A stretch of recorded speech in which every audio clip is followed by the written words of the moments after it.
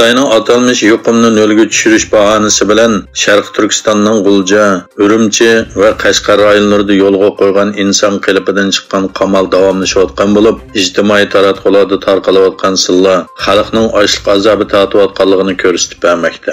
Ma'lum bo'lishicha, karantina bahonasi bilan ommaviy qatnash to'xtatilib, shaharlararo sayohat qilish cheklangan. Ba'zi joylarda maktablar taqalgan. Xalq ochliq va kasallikdan o'lyapsimi, doktorxonalarning jiddiy qutqizish bo'limlariga odam olmagan.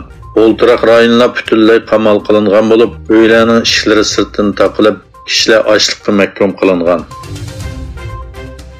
Amerika prezidenti Joe Biden kompyuterda ishlatadigan o'zak ishlab chiqarishning davlatga nisbatan davlat bexatarligi masalasi ekanligini, bo'libmi Xitoy bilan bo'lgan raqobatda muhim ekanligini o'tirg'a qo'ydi.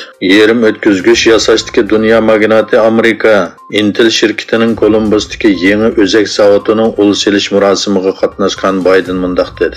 Ularning hammasi bizning iqtisodiy manfaatimiz uchun, shundaqla bizning davlat bexatarlik manfaatimiz uchundir. Biden hukumat tayyorlagan va Amerikaning yerim o'tkazgich ishlab chiqarish sanoatini 52 milliard dollar yordam bilan ta'minlash o'tirg'a qo'yilgan qonunni tilga olib, Xitoy Kompartiyasining bu qonunga aktiv qarshi turishi hayron qolarlik ish emas dedi.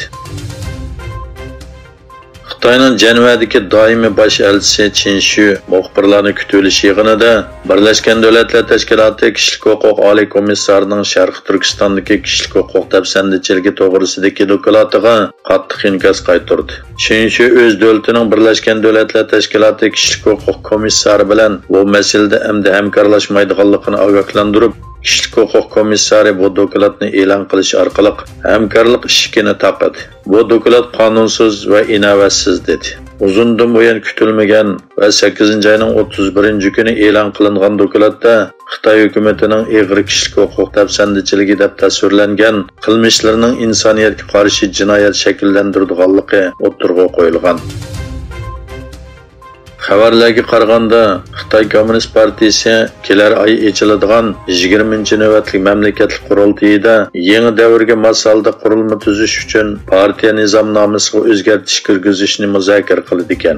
O'zgarishning mazmuni to'g'risida hech qanday uchur berilmagan bo'lsa-mu, Jungo Kommunist partiyasi nizomnomasiga tuzatish kirgizilib, partiya va yangi davrning partiya qurilmasi turining nazariyasi va amaliyotidagi yangilik tirishchanlik taraqqiyotiga moslashadi deyildi.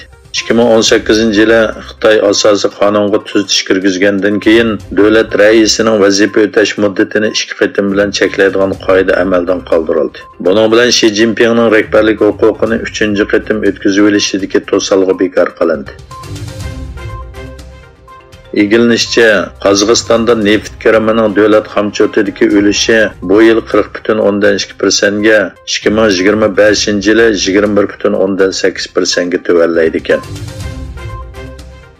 Sharq Turkiston xalq diplomatiyasi planiga asosan Malayziyada ziyoratda bo'layotgan Xalqaro Sharq Turkiston tashkilotlar birligi hay'ati Malayziya taratqularida Xitoyning Sharq Turkistondagi sistemalik irqiy qirg'inchilikni kun tartibga keltirdi. Egilishicha, ziyorat jarayonida siyosiy partiyalarning vakillari va bir qism parlament a'zolari bilan ko'rishgan vakillar umiki Malayziyaning diniy ishlar ministri Kengash palata a'zosi Hoji Idris Ahmadni ministerlik ishxonasida ziyorat qildi va yo'lga qo'ymoqchi bo'lgan konkret turlar haqida ijobiy suhbatlashdi.